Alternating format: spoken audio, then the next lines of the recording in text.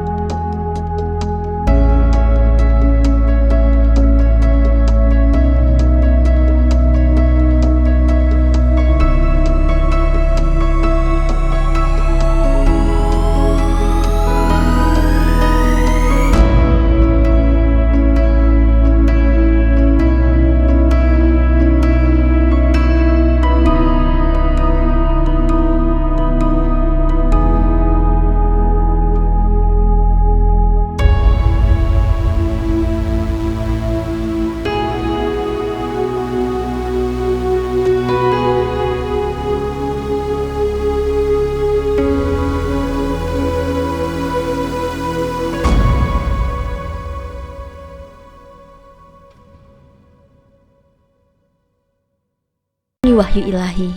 Karena bukankah fakta menunjukkan bahwa pergantian orang atau rejim sudah berkali-kali dilakukan? Khilafah adalah kepemimpinan umum kaum muslimin yang akan menerapkan syariat Islam dan mengemban dakwah ke seluruh alam. Sistem inilah yang secara empirik pernah menaungi umat Islam bahkan non-muslim selama belasan abad. Di masa itu, kesejahteraan dan persatuan hakiki pun terwujud dalam keadaan yang tidak pernah ada bandingnya.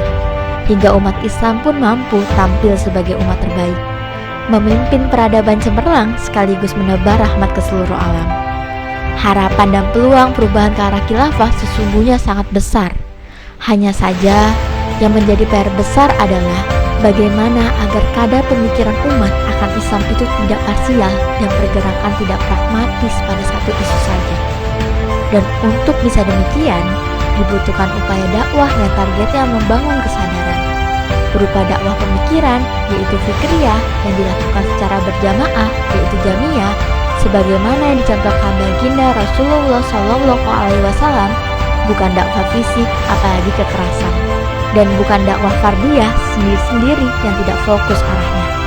Dengan dakwah fikriyah dan jamiyah inilah umat dipahamkan dengan akidah yang lurus, disertai pemahaman tentang konstruksi hukum-hukum Islam sebagai solusi kehidupan, sehingga akan tergambar pada diri umat bahwa tidak ada yang bisa membawa mereka pada kesejahteraan hakiki dan keberkahan hidup selain dengan menerapkan hukum-hukum Islam. Pada akhirnya, kesadaran inilah yang kelak akan memunculkan rasa rindu dan menggerakkan umat untuk bersama menuntun perubahan yang lebih besar dan lebih mendasar, yakni dengan menumbangkan sistem sekulerisme demokrasi yang kufur dan menggantinya dengan sistem khilafah Islam. Sebagaimana juga di masa dulu, dakwah fikriyah yang dilakukan Rasulullah SAW bersama para sahabatnya pun berbuah sama, yakni tumbangnya sistem kufur jahiliyah dan tegaknya sistem politik Islam di Madinah Al-Munawwarah yang dipenuhi dengan keberkahan. Saatnya, song-song abad khilafah, song-song janji Allah. Wallahu a'lam bishawab.